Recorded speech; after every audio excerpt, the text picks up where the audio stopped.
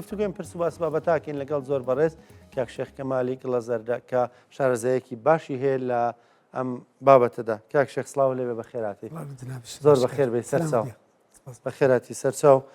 کاک شێخ باسێک لەم نەریت و کللتورە بکەین بادە ئاینەکەی لێگەڕین وەکو نەریتێک لە نێو کۆمەڵگەی کوردیدا. بەڵێ ئەم بابەتی چاودێریکردنەوەتەی گەلی کورد ڕازی بۆ بۆی کە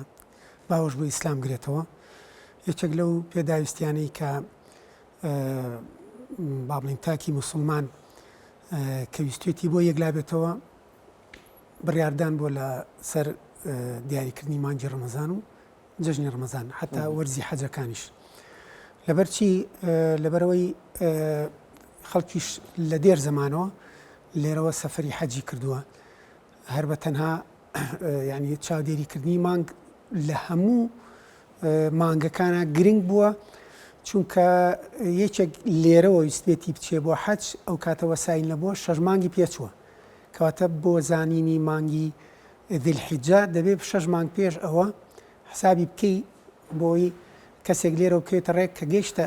سعودیە بچێتە ناو مانگی ذیلحیجەوە. طبعا ئەو حەچەند قورس بەڵێ ئەم خەمێکی لە مێژینەیە بە معنایەکی تریش دڵخۆش کەرەیە بۆ خەڵکێک کە بە عیبادەت تێزانێ. لە ڕابردووە لە گوند و دیهاتەکانی کوردستانە ئەگەر گوندەکان داخراو بن خۆیان بڕیاری ئەویان داوە کە بچنە سەر بەرزاییەک ئەگەر مانگیان بینی بە چاوی سەر خۆی ئاەتەکەش و فەرمودەکەش واڵێ ئاەتەکە فەرمێ فەمەن شەهیدە مینکم الشەهرە فەلیەصوم فەرمودەکەش فەرمێ افطروا لرؤيتي وافطروا لي ئەڵێ با بڵێن کە مانگتان بینی بە ڕۆژوو بن کە مانگتان بینی بیشکێنن بەڵێ کەواتە بینینەکە ئەسڵە و لە ڕابردووشە بینین بە چاوی سەر یەکلاکەرەوە بووە ڕەمبێک لە نێوان دێک و دەیەکی تریشا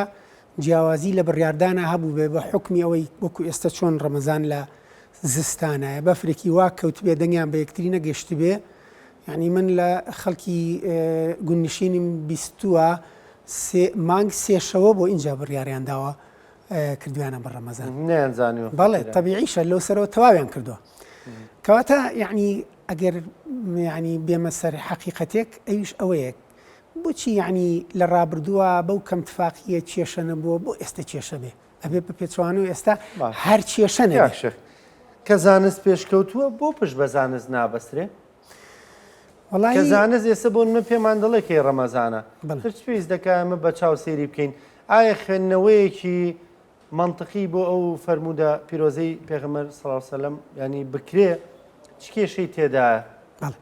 وڵی تێگەشتنی جیاواز هەیە جارێ لە قورئانە باسی شەهری کردووە باسی هیلالی نەکردووە ینی هەندێک تەسەوری وایە ینی ئەم سیرکردن لە ئێستا تۆ بۆ مانگی یەکشەوە بگەڕێ ئەو داوای قورئانیە نییە ئەو داوا فەرمودەیە نییە چکە لە فەرمودەکە شاڵێ مانگتان بینی کەواتە حتا کەسێک لە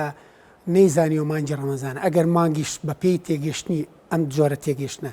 مانگ لە چواردە شەوی شابووێ مویمە مانگت بینیەوە ئەمە تا چ ڕێدێک ڕای گشتی لەسرە ئیجماعی لەسرە ئەم بۆ خۆی قەزەیەکە من ناتوانم لێرە گلایکەمەوە لە ڕایەکی تریشەوە یعنی تۆ ئەڵێ لە دوای مەحاق مانگی نوێ یعنی دوای پەناگرتن مانگی نوێ هەڵدێت تۆ بێ ئەقتیدا بکەی بە هەڵهاتنی مانگی نوێەوە ئەم ڕاجیاوازیە کە وەکو ئێستاوتم بەڕاستی لە ڕابردووە باشتر ئەم بابەتیان یەکلا کردو کێشەی سەریان نەبوو لە بەپێچانەوە ئێستا کێشەکان ئاڵاز بۆ لەبەرچی لەبەرەوەی فرە ئیجتیهادیەکەیە لە تێگەشتنەکانە کە ئەمە خزمەت ناکە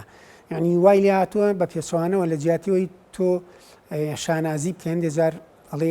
خۆزگە ئەوە نەبووە بە جۆرێکی تر بۆیە یعنی عیبادەتێکی گەورەیە بڕاردانەکەشی ئاسانە خوا زۆر زەحمەتی نەکردو تاکو ئاوا مسلمانان ڕای جیاوازە نەبێ حتا عاجزیشی لەسەرەوە دروستە بێت لەبەر ئەوە هەستەکەم لە هەندێک بڕاردانە نوعێک لە شەرمەندەیی تایە لەژێر کاریگەری ئیجتیهادێکی دینیە یعنی ئەگەر تۆ بڵێ من نەمتوانی بە چاو بیبینم ئەوە ئەگەڕێنەوە بۆ پێشبینە فەلەکەکان هیچ عیبێتیانە ئەمە ناوترێ. یانی تۆ لەگەڵ ئەو بابەتایی وەڵای من خۆم شخصی خۆم بەڵێ لەبەر چیش یعنی زۆر کەس ئەڵێ تۆ پشت بە سعودیە بەستی ئەزانی سعودیە ئێستا ئەتوانم بڵێم ئەو سنتەرە پێشبینیە فەلەکناسی کە لە سعودیە هەیە لە هیچ وڵاتێکی ئەوروپی شانە ینی سعودی ئەو سعودی جاران نییە دوایوەش سعودیە لەسەر هێڵی درێژی یەک هێڵی درێژین نزیکترین وڵاتە تۆی ئەقتیدای پێوە بکە ئەگەر یابانیش لیا وایە ئەقتیدامان بە یابانێک لە شوێنی سعودی مەبەستم پەیوەندی بۆ نییە ڕووگەی مسلمانان کابێ پیرۆز لەوێ و نەخێر پەیوەندی بەوە نیە نەخێر پەیوەندی بۆ چونکە ئێستا وڵاتێک بۆ وڵاتێک بە حکمی جیاوازی سعاتی ئاوابوونەکانیان بینینەکەشیان جیاوازە ینی تا بۆ پێچوانی سعودیە بینێمە بەڵێ قەت بۆ پێچوانی سعودیە بین تۆ بەبیریە لای خۆمان جەژن بێ و لە سعودیە یان ڕەمەزان بێ و لای ئێمە ڕەمەزان نەبوو بیرم دێ خۆی حقیقەتێکی شەیە ئێستا لە هەموو شوێنە مسلمان هەیە ئەمەش بابەتێکی ترەوە کۆی چۆنی سیادی جیاواز هەیە لە دینا بە هەمان شێوە ئەم بابەتە عێرقیە نەتەوەییە وای کردووە ئێمە بە درێژایی مێژوو سیراعێکمان هەیە با بڵێن ئێمە و ئەوەی کە کوردی زیاتری چەسانەوە لە دەور و بەرا بە پلە یەکەم دەراوسەکانمان عەرەبن سێ لە سەر چواری عەرەبە یەکێکی فارسە وانە تورک و فارسیانی ئەو وای کردووە ئێمە جۆرێکی تر بیر بکەینەوە یعنی دینەکەش ناشرین کەین بەهۆی ئەو ستەمەی کە ئەوان بەڵام بەداخەوە وەکو ئەوان چۆن محاوەلیان کردووە سوود لە دین وەرگن مەفروزە ئێمەش وامان بکردایە ینی تۆ بڕوا دوایە بوو ئێمە خۆمان پشت بە لیژنەکانی خۆمان ببەستین لیژنەیەکە چونکە قەرارەدن هەر قەرارێکیاندا پێ باڵێ بەمەرجێک زۆر جیاوازینە بەڵێ ئەی تەبعەن تۆ خۆیان بابەتە بابەتێکی سیادیە ئێمە چەند ساڵە حکومەتی هەرێمین لە 92 حکومەتمان هەیە ینی تا ئێستا پێمان نەگرت بێ بۆ شتێکی لەم بابەتە خۆ زۆر جاریش ئەوترێ ینی تۆ بڕیارت داوە نەکەوینە ژێر تەسیری وتی خەڵک زۆر جار ڕای گشتی بۆ هەندێک شتێک دروستە بەڵام لەم بابەتانە بابەتێکی شەرعیە ناکرێت تۆ ڕای هەموو کەسێکی لەسەر وەرگری لە ئەوڵەوە چۆن قەنەعەتت بۆ دروست بوو ئاوا بەردەوام بە شەرم مەکە چونکە ئەم دڵە ڕاوچێ و ئەم نادامەزراویەوە یعنی بەڕاستی لیژنەش ناشرینەکە وایە ینی ئێمە پێگەشت لە دەسە دەین وەکو ئەوی کە ئێمە جێگەیەکی چاودێریکردنمانەیە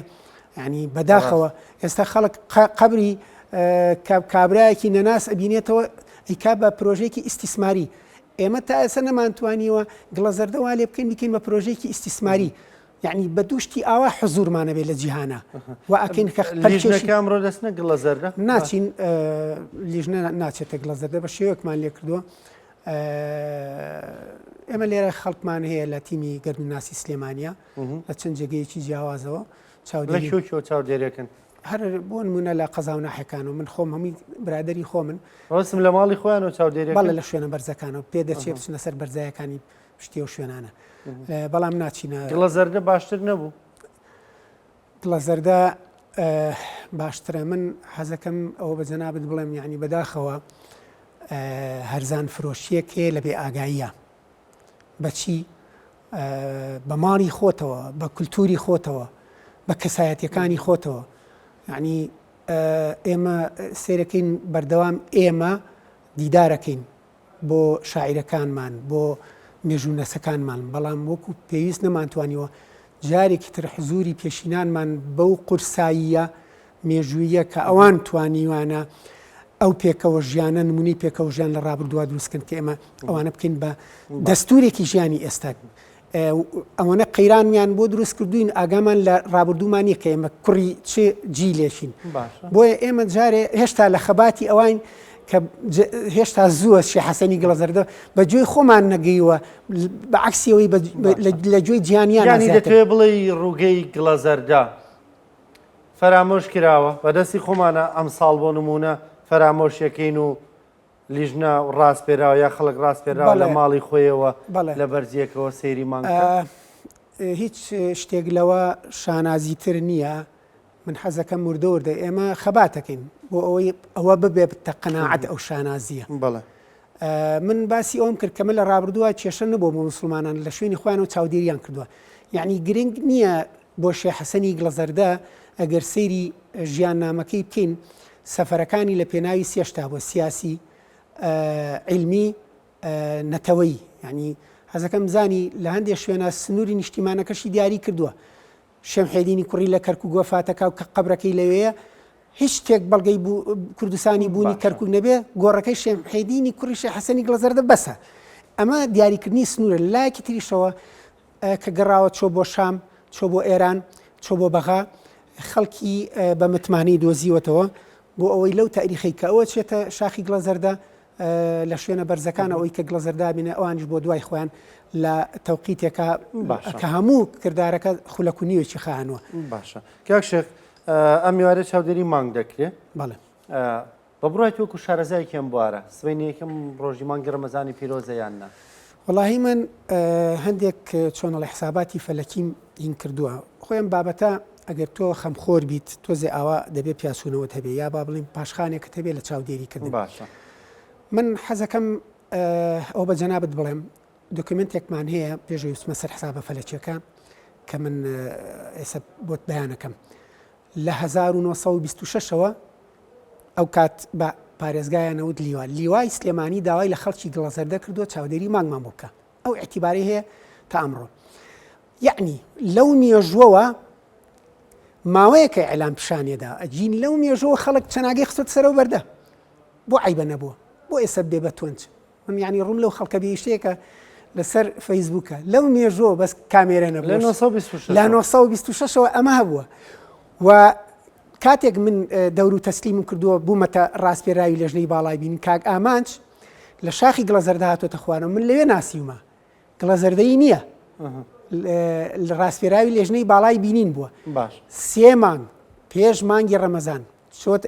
ئێمە هەر ئاگامان لێنەوە چۆتە شاخی گڵەزەردە چۆتە ئەو شوێنی ڕوانگەیە باشە بە هاوین و زستان یعنی ڕەمەزان لە هاوی نبووە. باوەڕ بێ ئەو ئێوارەی کاتۆتە خوارەوە هەموو دەرکوداڵ بووە گۆرەکانی فڕیا خۆ پاک ناکرێەوە هەموو دەرکە لێکە. ئەمە ئوتم چیەکەن وتی کوڕێمە دووسێ مانگە خەریشین ئەم متابعەیە زۆر گرن بۆچی خەریکەم ئێمە بۆ ئەوەی بزانین متابعی ئەتواری مانکوین قەباری مانکوین بۆی دروست بێ بۆ بڕیاردان ئەبێ بەلایانی کەمەوە دوو مانگێک یا دوو مانگ یا سێ مانگ پێشتری من متابعی مانگمان کردن. ئێستا من باسی مانگی ڕەجەب بۆکەم. بۆچی مانگی ڕەجەب بۆی بزانم مانگی تابان درەخشان مانگی شەعبان ئایا سیانزە لەسەر چواردەیە یا چواردە لەسەر پانزەیە بە چ مەرجێک کە من متابعەکەم لە ئێوارەی هەژدەی یەک کە ئەکاتە 29 ڕەجەب ئێوارەی هەژدەی یەک ئەکاتە 29 ڕەجەب مانگ چواردە خولەک زووتر ئاوا بووە یعنی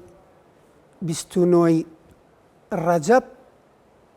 ڕۆژێکی ماوە ببێ بەسی یعنی لە 30 ڕەجەبا کە ئەکاتە 91 تاوان چواردە خولەک دوایەوە هەموو دواکەوتنێک واتە هەموو ڕۆژێک 50 خولەک مانگ درەنگتر ئاوا بێ درەنگتر هەڵیێت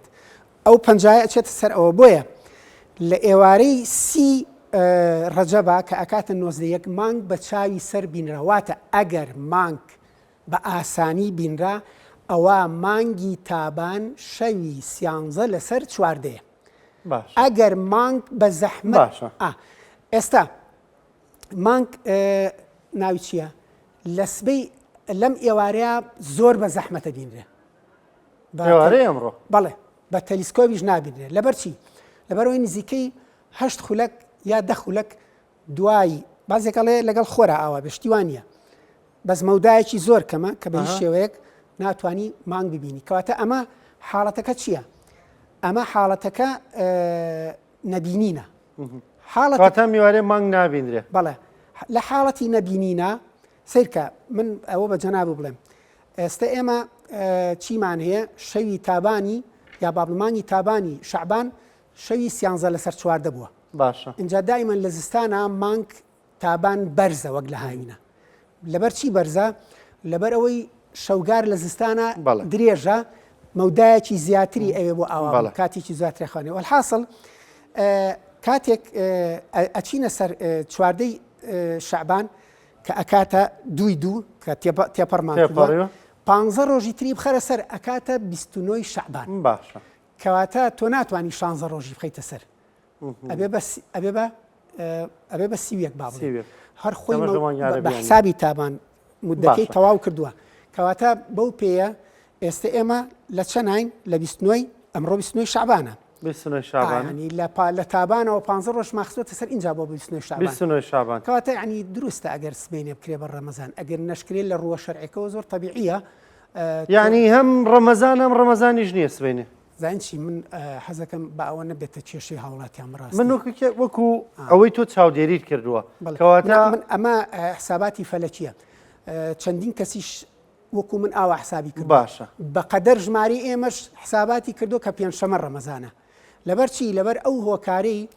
کە قورسە ئێوارە بە چاوی سەر دەبینێت نابینێت نابینێت کە نەبینێت کەواتە ڕەمەزان نییە بەپێی ئەوەی کە وەکووتمان ئەبێت پێنجشەمە ڕەمەزان بێ بەڵێ